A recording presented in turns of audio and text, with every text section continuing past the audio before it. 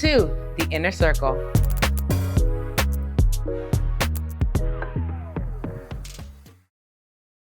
What's going on, world? It's your girl, Amanda J, and we're back with another episode of The Inner Circle. And today, you've already seen them before, but I got my girls with me. Introduce yourself, ladies.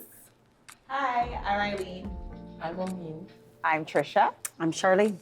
And this is my Inner Circle. Looking perfect. So today, our dessert is brought to you by the one and only Peppa Nice Teas Catering. We're having a deep fried plantain split with grape nut ice cream. We got some whipped cream.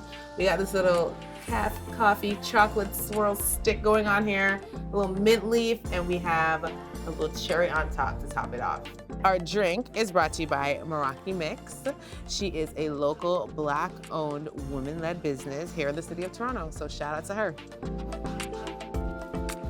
Today, our episode is sponsored by the one and only Humanity. Let's give it up for Humanity, guys.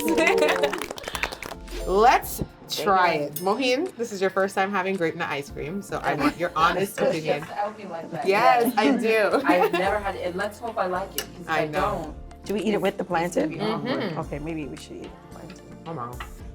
You know so? Wow. Okay, this gives. Yeah, it does, right? Wow. I tell you, it's the best. So Not while me- y'all are talking, I'm just gonna be eating. Yeah, no, you're Right. gonna. Great. Don't even try it. She's trying to log out, guys, because no, honestly, the flavors are hitting right now. But no, I want us to get into a conversation about. Today's conversation is a little deep, but I feel like it's necessary. We are all women of faith here at the table, and we are all currently functioning in different industries, I would say. And some of them are more creative, some of them are entrepreneurial, but either way, we are all somewhat business owners at this table. And I wanted to have this conversation about faith meeting culture because I feel like there's a real discrepancy between how to navigate as faith-based women and women of faith, different industries.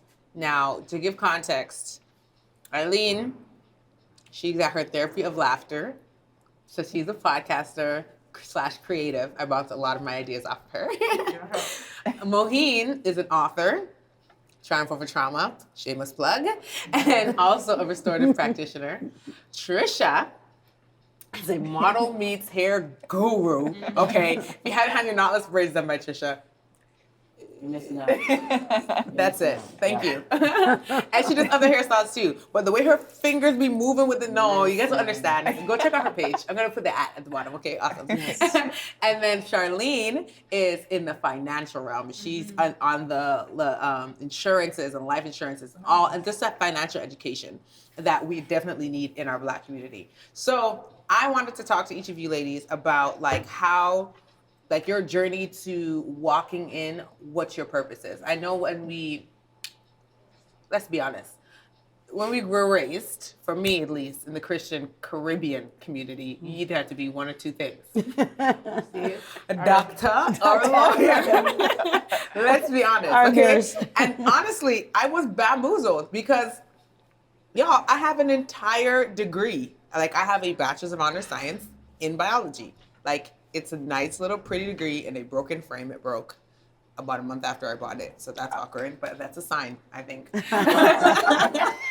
And as soon as I graduated, I told my mom at my graduation, this is it. I got this for you and I'm good now. I'm gonna go be an entrepreneur. And she was not ready. But here we are 4.5 years later and she's doing just fine. Amen. So all that to say, follow your dreams. But I want to talk about what that journey looks like for each of you. I know for me, stepping out in faith and having the stability of having a degree, knowing good and well, especially with the pandemic, God, I could have made a lot of money. But stepping in faith and following what God was saying for me, honestly, and when a lot of people didn't understand it, some people believed, but it was hard for people to kind of grasp that. It took a lot and it costed me a lot. Right. And I know we're going to get into the cost of our yes in a little bit, but I just want you to all share what that journey was navigating into, from who you were or the box you were put in and then stepping into the woman that you now are. What was that like for you? So Eileen, you can start, and we can just go around the table. You can keep it short and spicy because we have to discuss. Okay. Okay. So what was it like? I know, right? It was interesting. I can say that. I flow in a vein that I was always told to not do. Yeah, that's it. That's just it. I was always told, shut up your mouth. Yeah. Stop laughing too loud. Like Mhm. I was that kid. I was also told to be a doctor. Yep. My goal was to be a pediatrician. Me too, girl. I was on the pediatrician route. I was pre-med. I was doing the thing. And then no, I wasn't doing the thing. So yeah, I still got my degree though, I'm not gonna lie. I made sure I finished, but at the same time, I knew that I had to do something that was a part of my purpose. And that Yeah. was definitely podcasting and speaking about uncomfortable topics in a funny way. So yeah, I definitely did exactly what I was told not to do, but who cares? Yeah, that's the short and sweet part of it. Okay, nice. So what did that cost you? Like, what was it like going against the grain? Because essentially that's what you did. Well, I launched my podcast when I was in ministry. Oh. Like I was heavily in a ministry at the time. Mm-hmm. So I got a lot of attention Yeah. when I first started. Mm-hmm. Was it all great? No. Got a couple of calls to tell me to tone it down. Mm-hmm. So it cost me a lot. Honestly, at some parts I felt like it cost me my sanity because I was sharing so much. Like, Yeah. and I say this so openly about my health or my mental health and like that journey. I was sharing things in regards to my family. I talked about traumas that I have with family members and I was laughing about it, but I was really uncovering it. And I remember my mom called me after I dropped one episode and she goes, "You really talked about that, right?" I'm like, "Yeah, I did." She's like, "Oh, wow." Yeah. So some parts it cost me sanity in regards to just feeling like maybe I shared too much. Mm-hmm. Cost me some friends, to be very honest. Mm-hmm. At one point, I felt like it cost me ministry, to be very honest. Let me be very frank. I wasn't cussing and swearing on here, please. I was just being very, very truthful about my experience. I wasn't like name dropping and be like, yo, this. No, I wasn't doing that. I was just being very, very honest with my story. Mm-hmm. And I think that people were a little bit uncomfortable with that. So in the end, I felt like I lost. But now You gained. I gained. So with that, I wanted to segue to Moheen because you talked about what it costed you and how your transparency was scrutinized. Mm-hmm. And I want Moheen to touch on the book. I want her to touch on what she, as much as you want to share in regarding to the book and like what that transition was like, because I was with you through that end part of it, everything. And I want you to just kind of share like what that was like, even the process of writing that book and then like the mental, because you had to go through some things, even just I was messed up. Absolutely. so yeah, I was you go tripping ahead. about my own trauma while writing about triumphing over my trauma. Yeah, absolutely. If that made any sense. Yeah. I got a little confused listening to myself right there. It's funny because you were talking and I was thinking, oh man, what am I going to say? Because she said short and sweet. No, you go ahead. Talk, girl. But no, I think my experience was, I don't know if I would say this is my calling or my lane, but I think I'm on the lane in the calling. Mm-hmm. Yeah, I got it. Mm-hmm. But I was just so broken Mm-hmm. and so traumatized that I felt I had to do this because I don't want anyone else to ever go through what I've been through. Yeah. Mm-hmm. So for me, it wasn't like, this is my purpose, this is my calling. I'm like, yo, I'm one messed up chick. Mm-hmm. And if it wasn't for the grace of God, if it wasn't for the salvation of Jesus Christ and the Holy Ghost to walk with me every day, I would be on the street, in a corner, on crack, naked, selling myself. Like, I know that. I would be like the farthest version of what I am now. So for me, the motivation was really, I went through some major traumas. and thought I was dealing with it very well. I thought I was like, I got it. And my dad was a pastor, so I was in church. I was doing ministry. I was doing it all. And then one day it was like, you know, why here I am to worship. Already broke the records scratching, and I wasn't doing as well as I thought I would. And I kept rebelling, and I kept rebelling, and I kept rebelling. And finally the Lord's like, we have to talk about this rebellion thing. Yeah. I was like, well, I'm rebelling because you didn't take care of me when I was 5. Right. You didn't protect me. So I don't think you are who you say you are, but society and my family say this is who you are. So I have to do this because this is the PK thing to do. Yeah. But I have an issue with you. And so I walked around with a chip on my shoulder, doing everything that God didn't want me to do, and making decisions that weren't in alignment with His will because I was broken and hurt, and seeing myself from the perception of my brokenness. But after a while, when God suddenly says, all right, that's enough, like a parent, He sits you down and says, I'm gonna have a good talk with you, and I'm gonna tell you about yourself, and we're gonna get, like, that's enough. I've given you leeway, but that's enough. My grace is sufficient, but sit down. Yeah. And we had that conversation. I started to understand the love of God. He talks to me through my children. So I would do something with my kids, and he'd be like, you understand that's how I feel about you.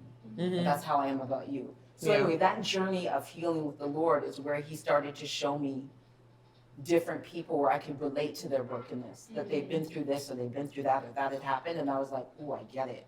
Or they're doing this and people can't understand why, and I'm like, well, perhaps it's this. Like, I suddenly understood and thought, I think it's time for me to write about triumphing over this trauma and identifying the steps. Because what we do in church, okay, I only went too long, I'm so sorry.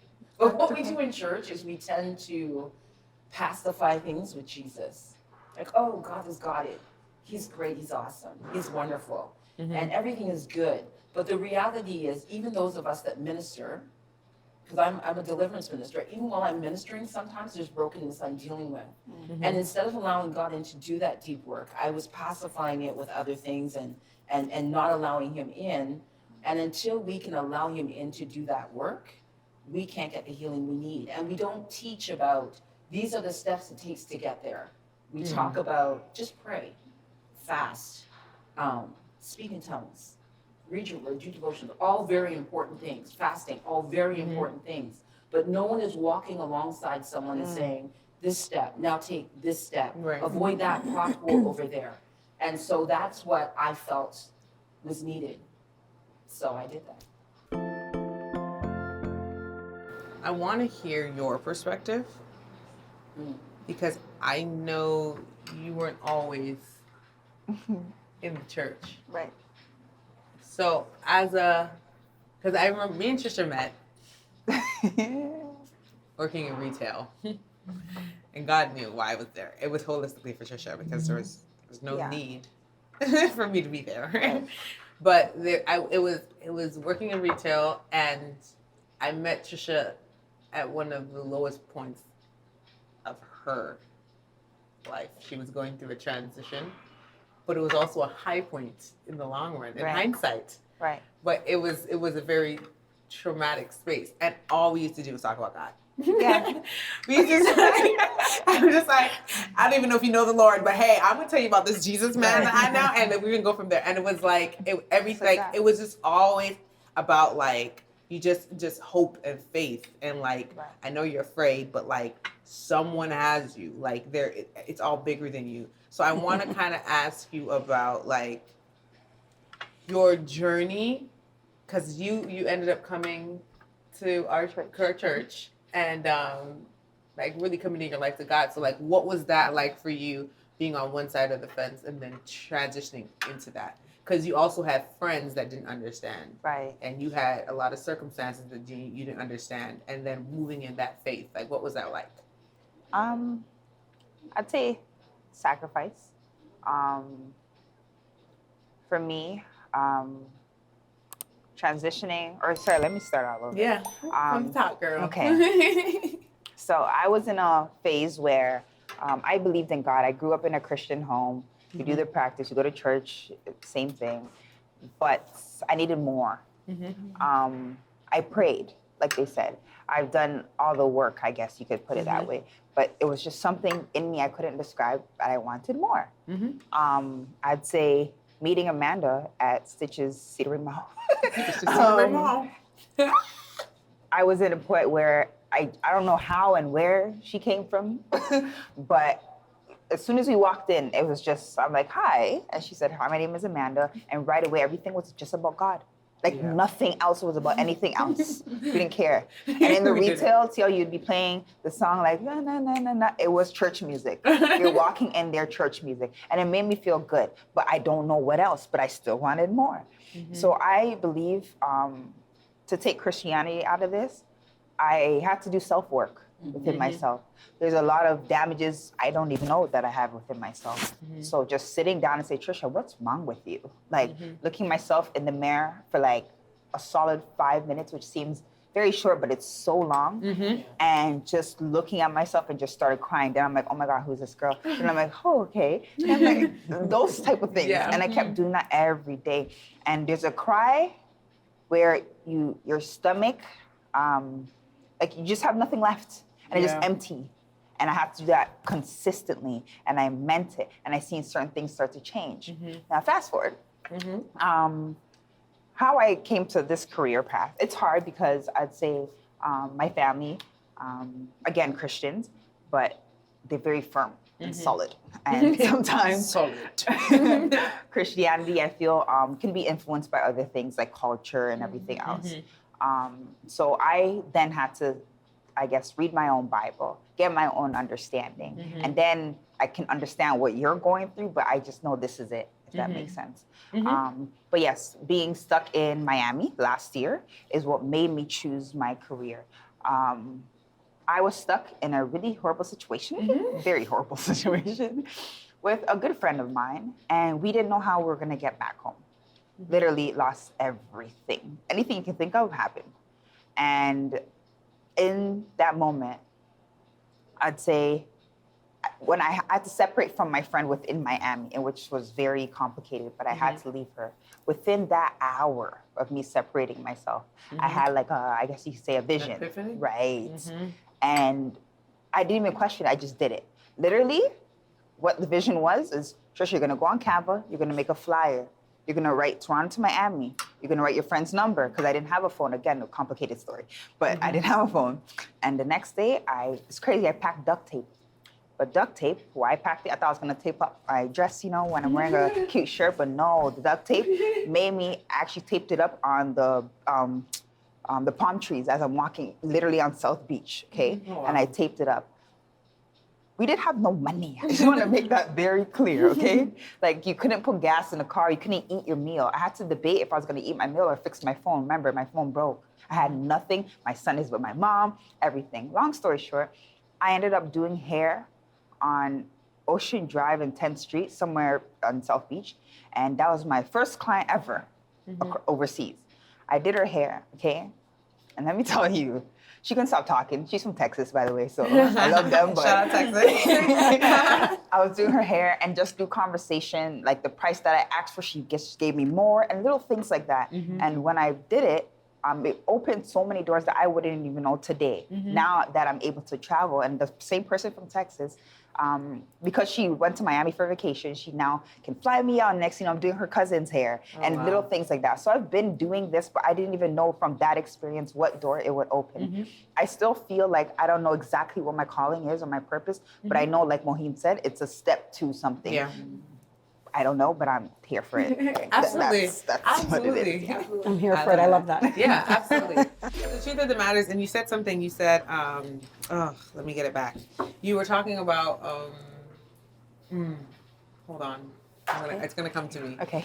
Because you just said it, but then you said, when she said you don't know what the calling is, like, the truth is, sometimes you don't know what doors are awaiting you on the other side of one yes. Like, one yes leads to this domino effect of just like, but that one yes can shift the trajectory of your entire life.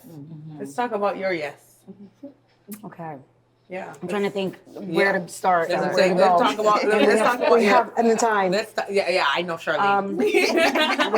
Yeah, I know. I say yes, Lord. I think that, okay, so I think there's two yeses. There's the yes to do the business, to go out, step out, do the business myself. And then there's the yes that comes with being a pastor's wife, so to speak. And I think that the whole idea of me going into the financial, I'd say into financial business, I would say, was because of what I was going through personally.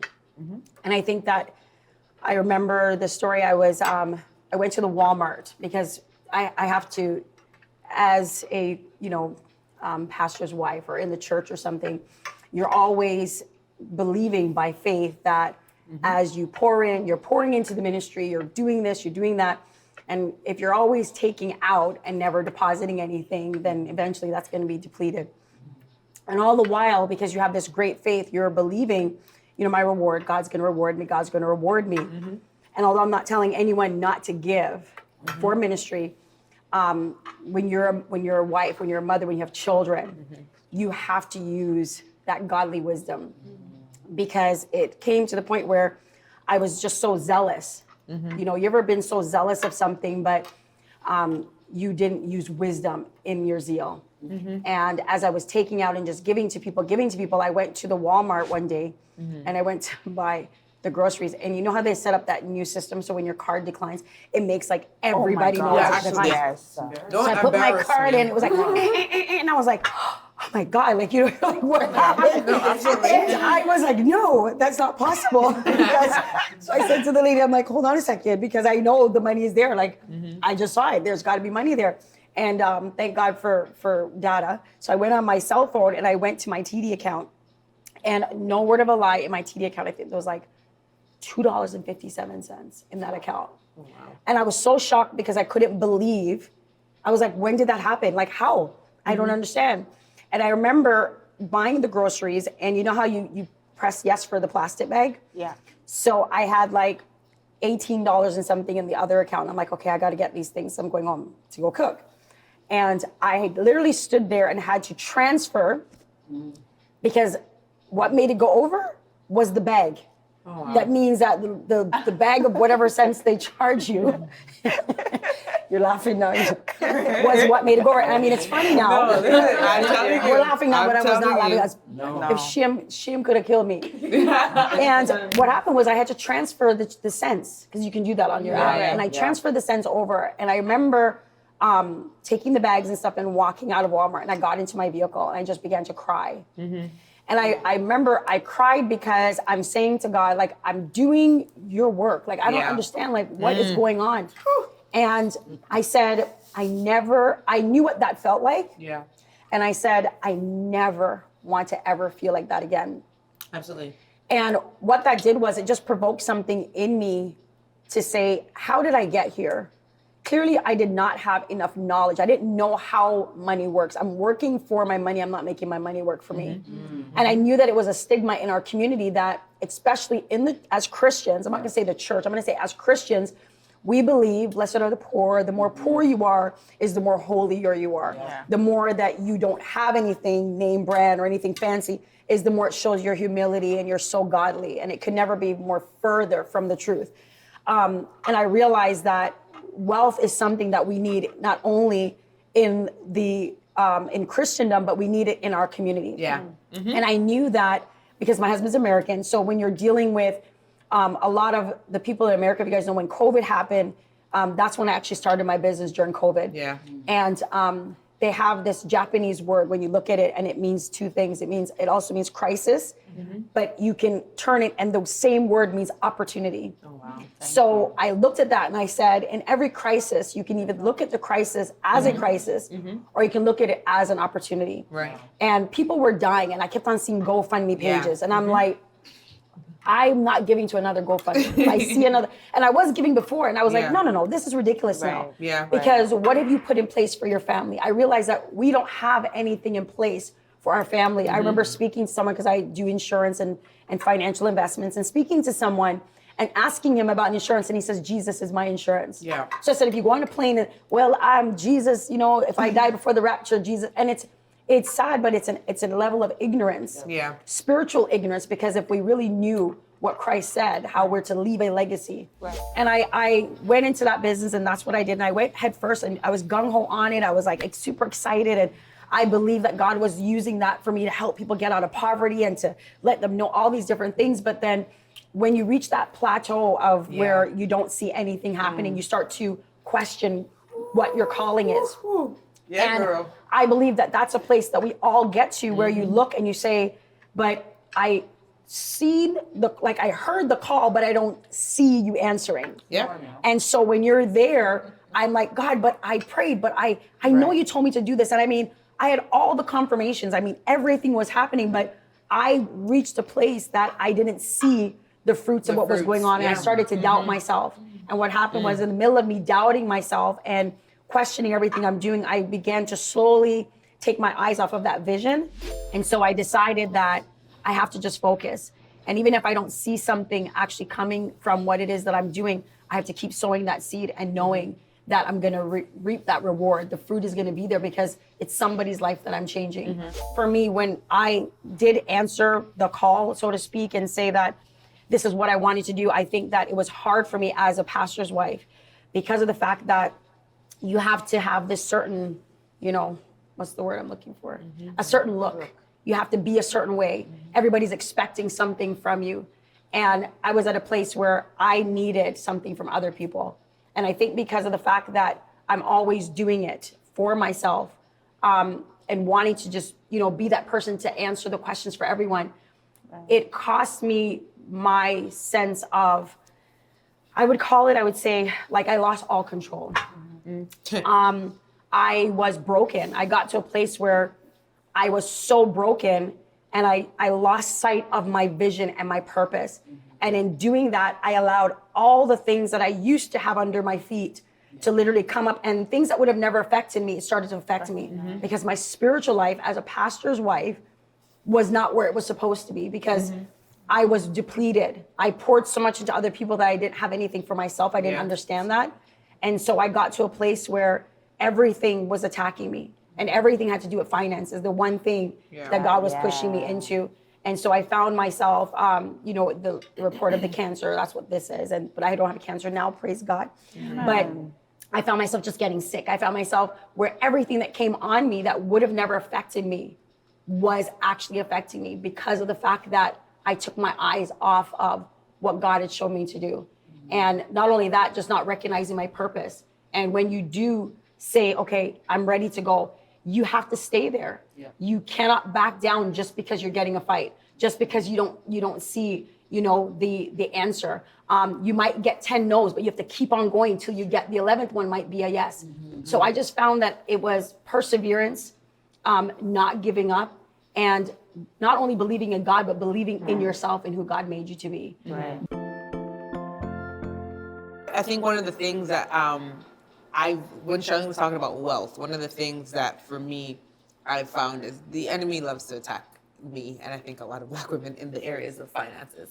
But one of the things that God told me is that to serve my way into my financial blessing. Like there is a beauty and a humility, but also a level of access that comes with servitude. And I think that is something that we're not teaching anymore. I feel like people are abandoning their positions and abandoning their posts and just for self-gain. But the truth is, had you stayed and you served, if you served somebody else's vision, you can find your way serving something else. And I think like you need to serve in order to get the clarity you need. There is clarity that comes in servitude. Right. There is access. There's resources that come in serving. And I think the reason why even this idea is an idea and it's something that God told me to do is because it's not about me. It's about how do I serve Black women and give space for them to have voice, to share their stories so that they can continue to change the world. Because y'all already changed my world. But that's not enough for me. So I'm going to pull out my resources and I'm going to do what I need to do to serve you into a space where you can then get the space and the platform to change the world. And for me, I just think servitude is something that's missing. And I think that's rooted in a lack of humility or FOMO, the fear of missing out. Can I say something? Yeah, for sure. I think a lot of times when we talk about serving, I'm not saying you're glorifying it, but serving is not easy. No. Like was just gonna I ask don't that. think anybody understands. Yeah, the sacrifice. That like serving Humility. is not easy. Humility ain't free. Humility is not easy. No. Serving somebody and someone taking the credit for your project, Yeah, or somebody taking the credit for your work, Right. for your Hard work. hard cleaning up the Time, aisles, sweat. hard putting the lunches together to feed the homeless. Like serving is not easy. I think that's another thing because we'll be telling people, "Oh, serve, yeah, serve." And they're like, "Okay, cool." Well, I would ask that question, and what do you say to someone? How do you serve after you've served and it didn't do you justice? It didn't do what it was supposed to do.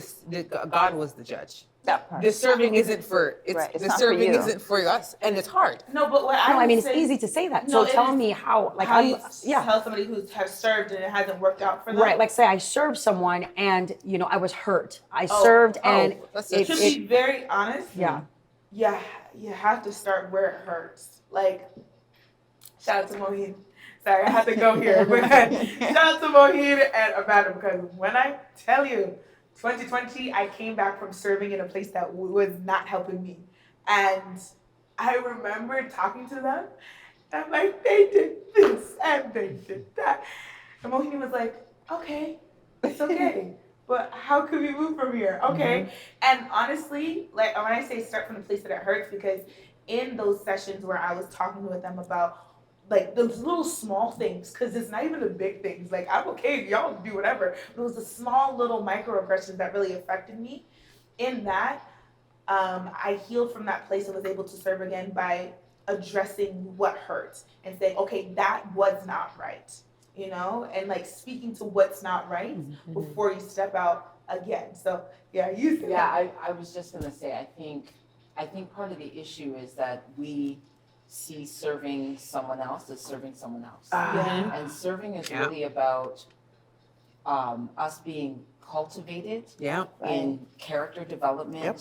humility, all the things that Christ was. That is why we serve. Right. And I think the thing is, I've served for several years in a large ministry under the pastor serving his wife.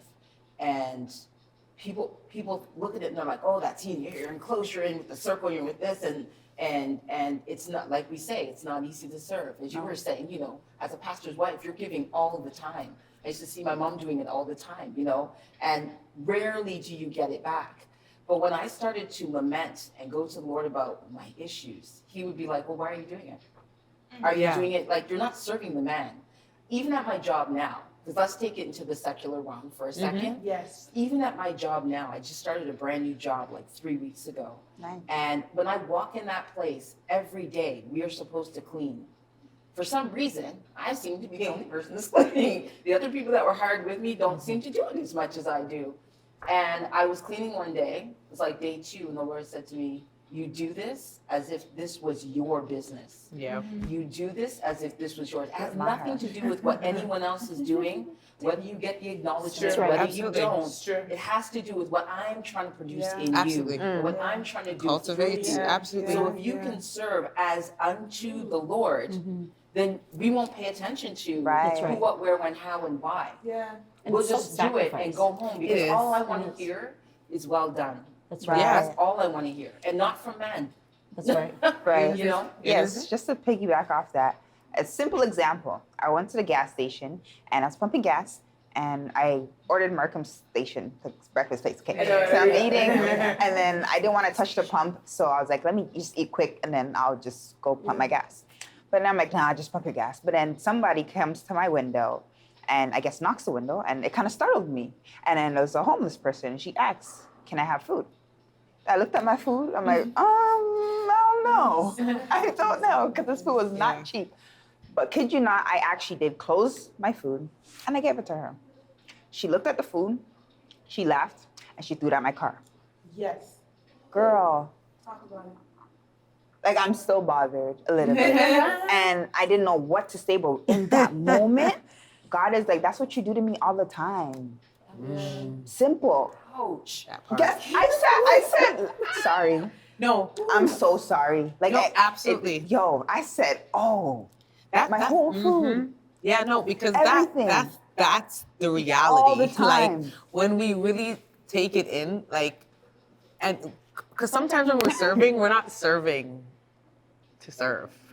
We're serving because in the back of our mind, if we want to be honest, like, oh, I'm going to serve this vision because this is going to probably open up this door for me, Right. or it'll give me this kind of access. Right. Let's be honest. Yeah. But when you serve with all humility and you are serving out of the pureness of your heart, and that happens, it feels like a slap in the face. Yes. But when you just actually sit there and think back I said sorry. on every time God asked you for something or God required something of you and you said no, it really humbles you. That part. And it really takes you to a place where it's just like, first of all, rarely you reap where you sow.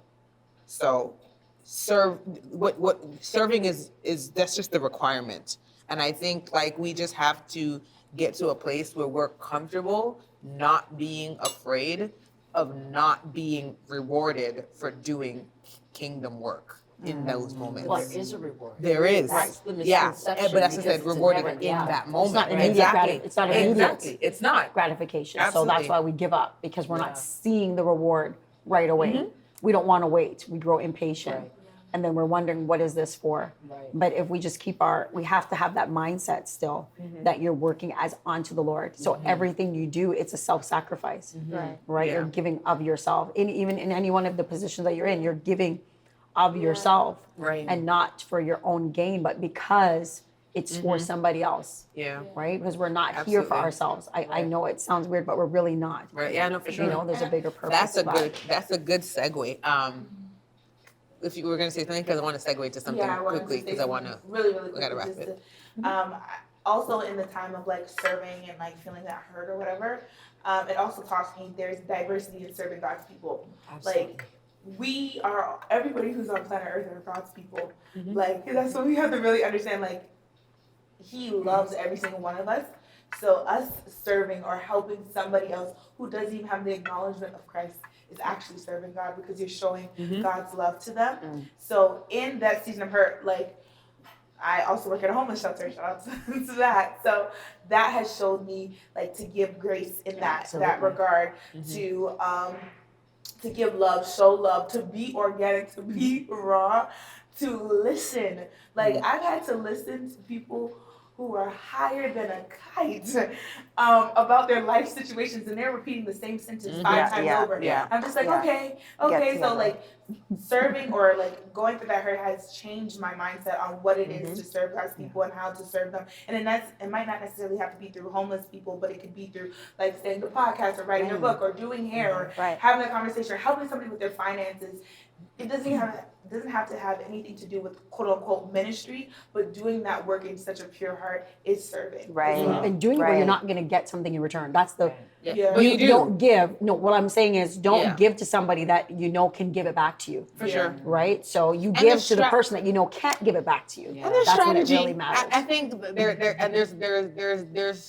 there's room for that, because sometimes God You're puts not you in lucky. spaces where you are supposed to strategically position yourself. So it's finding the balance of when that's the moment and when it's not. Because in business and in entrepreneurship, you go into certain rooms and God may be like, I need you to serve this. But it's just like, but this Right. is what I'm going to get out of it. Like there has to be, sometimes there is give and take. But I wanted to talk about really the purpose of this a little bit. And it's what it means to be a bridge.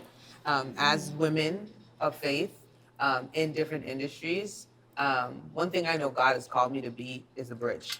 And that has been one of the most uncomfortable realizations of my life, because bridges get driven on and trampled on. Nobody sweeps a bridge.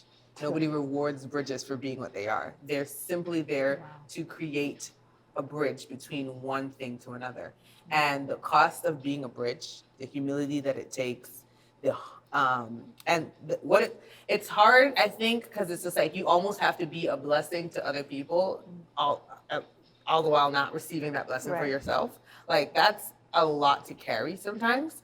But I wanted to know, what does it look like as a woman of faith in your industry what does that bridge look like? Like, and how do you operate as a bridge? You could just give me a popcorn, 1 minute. What does that look like for you being a bridge in your space? Like whether it's at work. Before we answer that, because you're saying this thing about the bridge and I just keep seeing something. So you're talking about the bridge and people driving over and people walking, but I'm hearing structure and I'm hearing foundation is deep. Because those bridges that are built in water go down deep and they're sturdy. So it doesn't matter the storms that come their way, those bridges stand firm. Right. So being a bridge in my space means to always remember where I was at when Christ met me. And that's simple. So that means like every podcast I lay it on the line, like this is it. Yeah. This is where I am. Yeah. This is where I was. But Mm-hmm. I am sustained through my faith. And that's it. Like, and I feel like that has had so many people reach out to me and be like, oh, guess what? I actually listened to your podcast. I'm like, really? Because at the end, I said a wicked prayer. You don't listen to all the way to the end? It's like, yeah, and I love the prayer. What? No way. So it's just always remembering where I was at when Christ met me. And then just staying true to that. Always staying true to that. Never forgetting that. And being organic the best way I can. And that's just it. That's what it is to be a bridge, and just never forget, but also stay very real. Yeah, that Like, part. that's it. Authenticity matters. Absolutely. That's I love it. all. Okay. As for me, being a bridge means, in simple words, I'm not doing this for you. Yeah. I'm doing it for him. Understanding that there's going to be big challenges, but at the end of the day, my reward is not from you. Mm-hmm. It's between him and I. This isn't that. Yeah. Love that. Sure. You're always looking at me, Yeah. give me that look. Yeah. I think we have to cut, right? So, because I can go on. You guys know that already. In so many different aspects and in different levels of capacity for myself, I believe that because there's so many hats to wear, that being a bridge means just simple connection and to help in the transformation of lives. And when I think of that, I look at it by my faith, knowing that I'm there to help to set a foundation and to let others build from that. Yeah. And that is the bottom line. I just want people to get back to that place where they believed in themselves the way that God sees them, and then believe in God the way that He wants to be believed in. And so that just transcends to every area of my life, with homeschooling, the business, and everything, just being that bridge to every single person that we see to bring them to where they need to be. Awesome. I guess for me, being a bridge is, and it has been, just being low enough to hear from him and open enough to respond and be obedient to what he's asking me to do. For me, my bridge is I feel like God has created me to be a bridge of resource, where I provide spaces for people or resources for people that I probably don't even have for myself, but like him trusting me to bless somebody with something that I may not have even for myself, for me shows that he trusts me to be that. And in return, when it's time for him to release me, like let's use this project as an instance, he will provide the resources. Now we may not have the finances, but he gave the resources and we received that. And we receive the rest after too. But yeah, it's just, and also I think one of my mandates in life has been, and I'm pretty resting in this calling, and that is creating safe spaces for people to find, own, and grab hold of their uniqueness in order to go into the world and literally change it, one person at a time. So that is what I think bridge work for me has been. And I'm super honored to have been able to be at this table with you guys. Because honestly, you guys are you ladies are killing it in your respective rights. And you may not have the reach yet, and you may not have the results that you endeavor to see, but it's coming. And God is seeing the seeds that you're planting, and he's watering them. And the harvest is coming, and it's only a matter of time. So I'm just excited to be able to have front row seats to all your lives. No problem. Because it's gonna be quite a ride, ladies. Well, ladies, this concludes our final episode of the Inner Circle with Amanda J season 1. Praise And God. it's been amazing. I have been really honored to be here with you ladies. And I think that your stories matter. Y'all, go follow Therapy of Laughter. Go get the book. Go book your hair appointments. And go book your financial advising. Because Come get you homeschooled. need it all, right? That part too.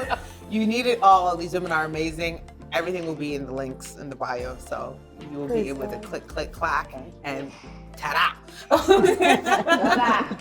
We're tired, but it's okay because it's been amazing. Definitely stay tuned for more to come. And it's been my absolute pleasure hosting this season 1 of The Inner Circle with Amanda J. Thank you so much for tuning in, and I'll see you soon. Bye. Bye. Thank you.